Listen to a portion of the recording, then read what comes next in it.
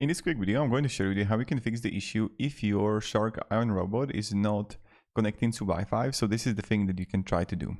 So the problem may be due to programming glitch related to Wi-Fi. So what you need to do is this.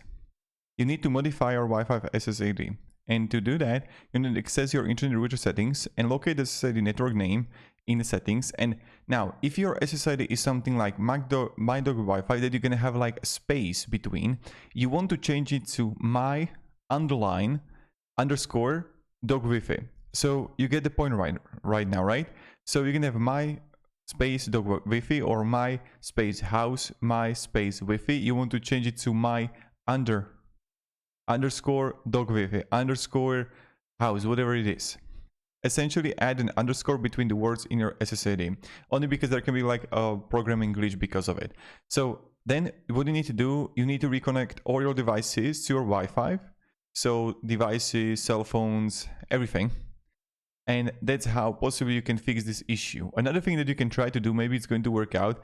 So when you're gonna have it out of the dock, you just want to hold the power button for like 15-20 seconds. Or another thing that you can try to do is just when you power it off, hold the dock and clean for about 20 seconds both.